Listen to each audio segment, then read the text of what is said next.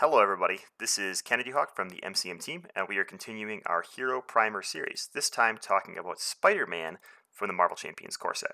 So, let's get right underway and begin. So Spider-Man's identity cards have really cool hero and alter ego abilities. In Peter Parker form, he has the Scientist ability that allows him to generate a resource. Now remember, you can't generate this in alter ego form and flip and pay for something in hero form.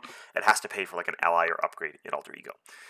Spider-Man himself has spider senses. Interrupt: when a villain initiates an attack against you, draw one card. So this is when he starts an attack against you, not when he's stunned, not when you defend for someone else, but because of this, he starts with like a hero hand size of 6 basically, which is really, really strong for all of the core set heroes. His main hook is that he is a defense master. With his 3 defense and cancel events and backflips, he can basically just shrug off anything the villain has to throw at him. He's a great all-arounder with a little bit of lacking in thwart, and he basically does whatever a spider can. I think that's a song or something. So his key cards, he's got a lot of really good cards in his kit. He's got Enhanced Spider Sense to cancel treacheries. He's got Backflip to completely negate attacks. He's got Swinging Web Kick, which is like the baseline golden standard for hero kit damage. 3 resources for 8 damage. Anytime you see a 3 resource attack event in a hero kit, you should compare it to Swinging Web Kick and see if it's good enough or not.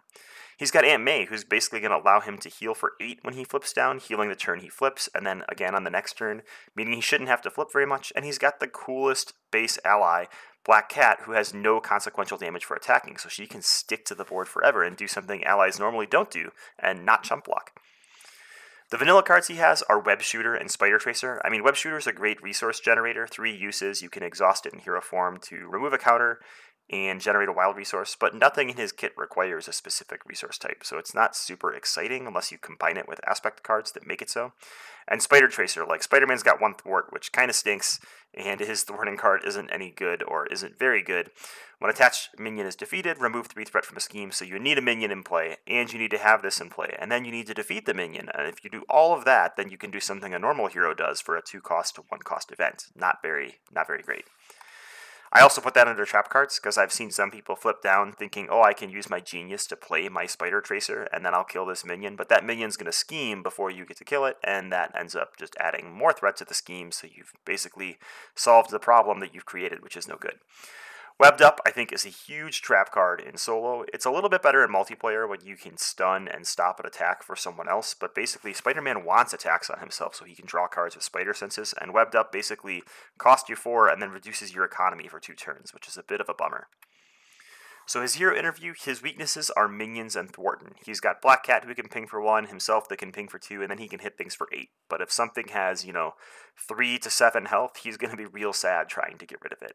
And he is just not very good at thwarting. His main defense against thwarting is staying in hero form and not letting the villain scheme. But that doesn't help you against advances and things like that. That's why he has those treachery cancels. His strengths are that he doesn't need to flip often, and when he does, he gets a giant boost and hopefully doesn't have to again the rest of the game. He has strong cancels and defenses, and he has virtually no setup. He can play everything from his kit almost immediately. He doesn't require his resource generators in play, so he can just use his spider senses to get to 6-card hero hand size and just rock and roll.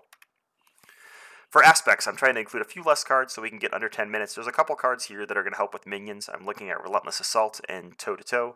Toe-to-Toe is also good for throwing at the enemy, knowing you have a backflip in hand and can cancel it to cycle your deck faster and draw more cards. Another thing that can help with minions is throwing a combat training or hand cannon on Spider-Man, getting him up to 3 to 4 attacks so he can get rid of those minions. And Boot Camp obviously works well with Black Cat, although I wouldn't recommend running Boot Camp just for Black Cat, maybe with more Avengers or more Aggression allies. For Justice, you can often throw an Under Surveillance down and just not worry about threat unless you draw an advance at the wrong time, which is pretty nice. Crisis Averted can be really good since your thwarting is so low. Side schemes are going to be a problem for you if they come up in solo, so you're probably going to be trying to get around those crisis icons if you can, or getting rid of them very, very fast.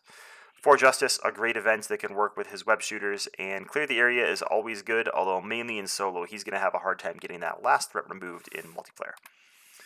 For leadership, there's 2 different ways we can go here. We can sort of go the Voltron Black Cat way, where we get inspired on Black Cat. Maybe we get Honorary Avenger and Power Gloves and Sky Cycle onto her, and she just rocks and rolls 2 to 3 times a turn, destroying people.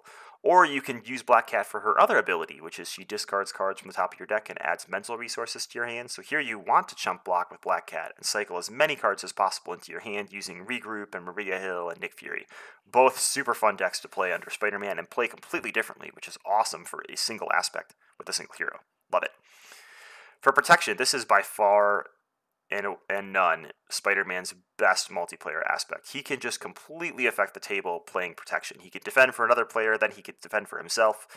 You could use a lot of those defend and take no damage cards like Desperate Defense, but you're going to want an Armored Vest and an Unflappable down like baseline. So you're at a 4 defense and you're basically never taking damage.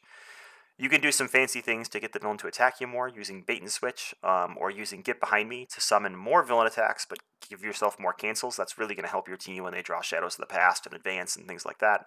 And you can use Momentum Shift to help you maintain hero form just a little bit longer, which I think is something that can really be helpful for Spider-Man. He can flip and basically double heal with Aunt May, but it can be a bit of a slowdown, and it can really, cause problems for him if too much threat gets placed. So I like running Momentum Shift in his kit. I think it's pretty neat.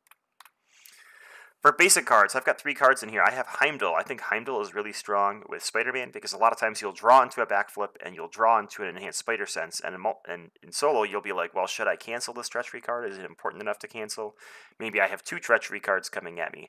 Well, Heimdall removes some of that problem from you, right? You know if you need to use a backflip because you know, the second person has a giant boost icon coming at them. So I should probably backflip their attack after I defend, or put that boost icon first, backflip mine, and defend for the second player. Lots of cool, interesting thought play to go with Spider-Man there. Plan B, a lot of times if you make it to the villain phase and you still have Enhanced Spider Sense or backflip in your hand, it really stinks to hold cards from turn to turn, and Spider-Man is one of those characters that really fools players into wanting to do that. And it's not a bad move, but it is a move that slows your deck passing down. So if you have Plan B on the board, you can always turn that extra backflip into 2 damage because you're going to draw into it again. You will cycle through your deck, and you have 3 defense anyway, so you're probably going to be okay. And then Ingenuity, new card from Ironheart's set. Really good with Spider-Man. Really good with that Regroup Black Cat Maria Hill deck. But just in general, if you can slap this down on one of your flip downs, you're going to have extra resources to spend. And this is just a better web shooter to Spider-Man because it doesn't go away. So he is a big fan of Ingenuity. Theme for Spider-Man. So Spider-Man is the catch-all hero in Marvel Comics. He basically does whatever a hero should do, right? He stops the villain. He laughs at them in the face. He does backflips and is super strong. He, has this alter ego that he really has to balance with his Aunt May and with whoever his girlfriend is at the time, whether it's Mary Jane, Gwen Stacy, or a plethora of other people. He's best known for one-liners and mid-combat antics, whether that's backflipping over the villain or making fun of them as he webs them up. And he really keeps readers grounded because Peter has this really real-life personality, whether it was high school Peter or college-age Peter or now full adult Peter learning how to manage, paying his rent and being a superhero at the same time. And it makes him a very enjoyable hero to read and very enjoyable to play in Marvel Champions. All right, so on to our rating scale. I think we finally have our timing down so that we are in our 10-minute goal here. So for our archery scale, we're looking at power level, decision-making, aspect viability, thematics, and fun factor. I have him at a power level of 4. I think Spider-Man is super strong. He is a little bit outclassed by some of the newer heroes, but he's definitely still super strong with very little setup, which is very powerful. You're not going to get disrupted by the villain very much with caught off guard and things like that. So I think his power level is pretty up there. His decision-making, I have that at a 3. There's a little bit of interesting decision-making, especially in multiplayer with Enhanced Spider Sense and Backflip, but his decision-making isn't super great, right? You have generically great events that do generically great things, and you play them and good things happen. So there's not a ton of interesting decision-making, and really removing that ability or need to flip kind of hurts that a little bit. Aspect viability, I think he's at a 5. He's got a fun deck in every aspect for solo and for multiplayer. I've seen a ton of people play him in protection and justice. I prefer to play him in leadership and aggression, and I think all 4 of them are super valid and super awesome. Thematics, I have him at a 3. He's a little bit better than the last 2 heroes we've looked at. You really get that sense of Spider-Man, doing backflips over the villain. I wish there was a little bit more one-liners in his flavor text. He's got one that says like alley-oop or something like that, but that's not a Spider-Man one-liner. Come on, I'm expecting some zingers from Spider-Man. So I'd like a little bit more theme in my Spider-Man, but still pretty good overall. And for fun factor, I have him at a 4. He is, again, so Black Panther and Spider-Man are my 2 favorite core set heroes, and I don't expect that to change for a long time, because they have such interesting abilities and such different ways they can build depending on the aspect you build them in. So I have him at a fun factor of 4. Anytime a new player is playing the game, I generally give them some sort of Spider-Man deck because they are going to have fun and they're going to have things to do, and they're going to feel like they made an impact, which is super important. So Thanks for watching. I'd love for you to sound off in the comments below. What is your favorite? I didn't even update the slides this time. This is embarrassing.